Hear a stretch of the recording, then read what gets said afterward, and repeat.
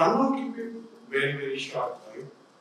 My first slide, we've been hearing since morning, what should a DPO do, what should he not do, what is the expectation and things like that.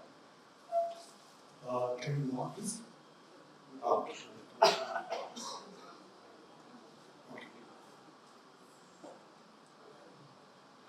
Okay, so DPO is a very, very new role in the country, right?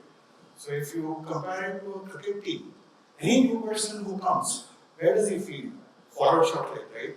That's where you get hit the most.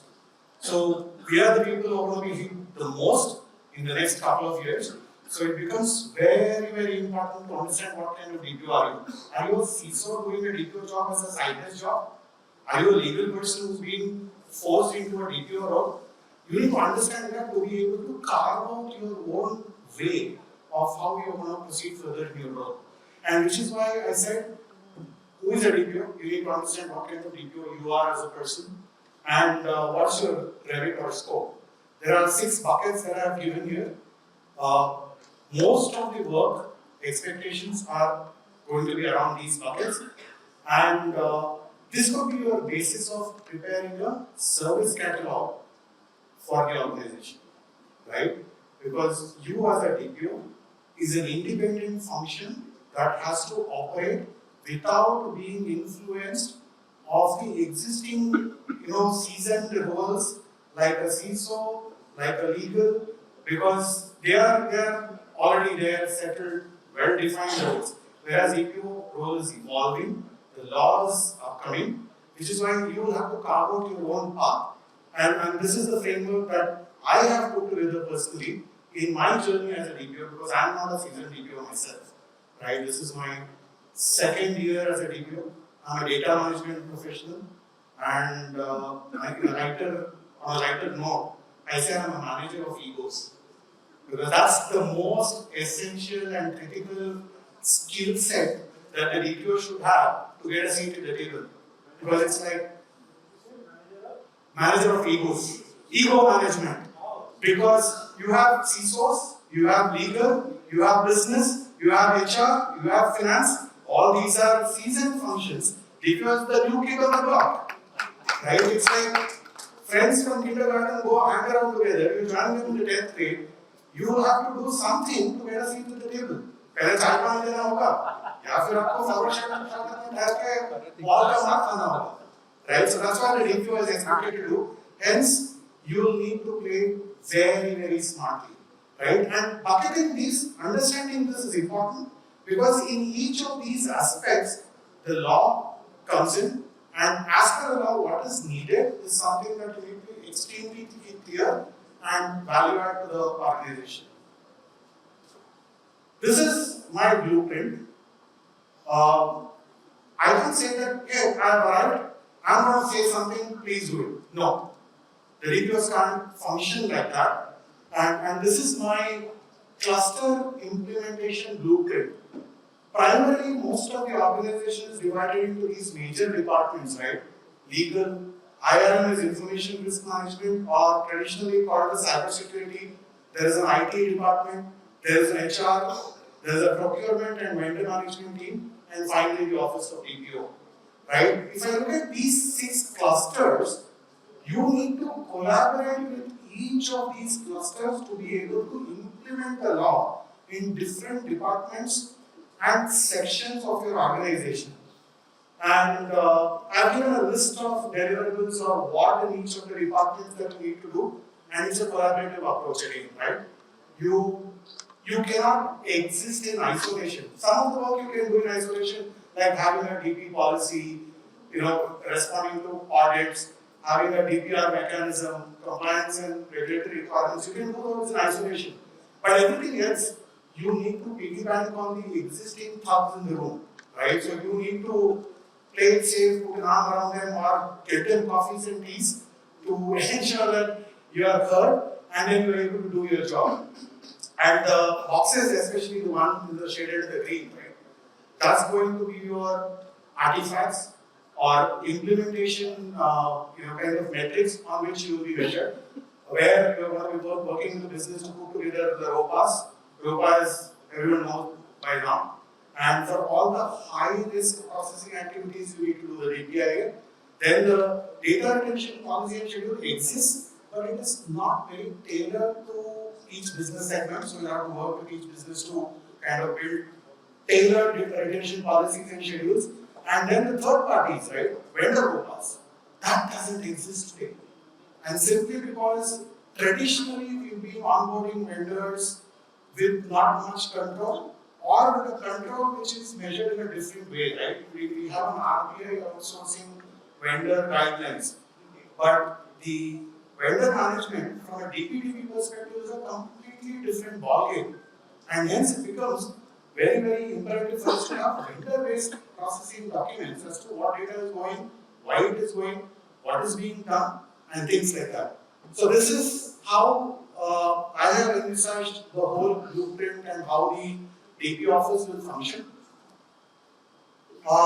In terms of socialization strategy, I always believe in this, right? You socialize your problem and democratize the solution, right? What I mean by that is, as DPO, your success cannot be guaranteed unless you have buy-in from a different sections of the organization, which is what I showed in the clusters. And for you to be able to do that, you need to socialize at different levels. The first level, board. It's a board level priority. So all the DPOs must ensure that at the board level, you have a session briefing the board members about their responsibility and obligations towards this law, and ensure that they have completely understand the implications of not complying with this law. Secondly, at the leadership, once you get the board buy-in, there is a next level of leadership who actually own up this from a day-to-day operations perspective. So please make sure there are focused sessions, workshops conducted for them to be on top of what the expectations are. The third layer, this is what people call sparks, champions, ambassadors, or whatever you call. You want to be a small team, right? DP office is going to be 2, 3, 4, 5 people max, and they are expected to do everything in order to make the organization compliant with the law. And you're not going to be able to do it by yourself. Hence, this third layer, right, becomes very important, because you will have to identify the champions or your ambassadors or your hands and legs on the ground, right, and upskill them, train them to be able to work for you, and you have to create that influence. The more influence you create, the better it is, because they are the people who are going to be doing their OPAs, owning their OPAs, keeping it updated, doing the impact assessments, ensuring that data in it is accurate, valid, complete, up to date all the time, right? And then the last layer is obviously a mandatory training of DP awareness across the entire organization. You can do focused kind of online mandatory training at the time of onboarding an employee, or a yearly refresher course like what you have in most banks. So this is the socialization strategy that I have adopted, where I have done the bottom two.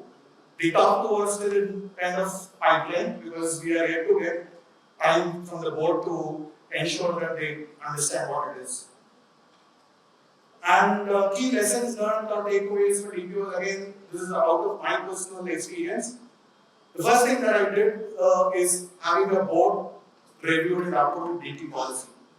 Mine is still yet to be reviewed and approved, but that's the first thing that we need to do, because that tells you exactly how you are going to implement DP and how serious are you. Because once the board reviews and approves it, it becomes a mandate for the rest of the organization to take it seriously and implement it. Right? So that's the first thing.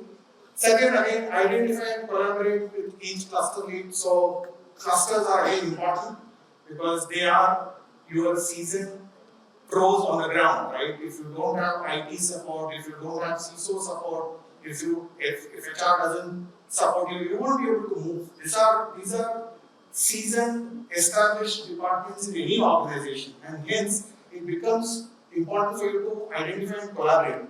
And again, that's where the ego management plays a big role, because you can't say, I've arrived, I report into the board, please listen to me. No. right? So that's the second takeaway. And the third one is identify, train, and keep upskilling your privacy champions in the first line of defense across different departments and businesses, right? So here again, there are different ways of doing this.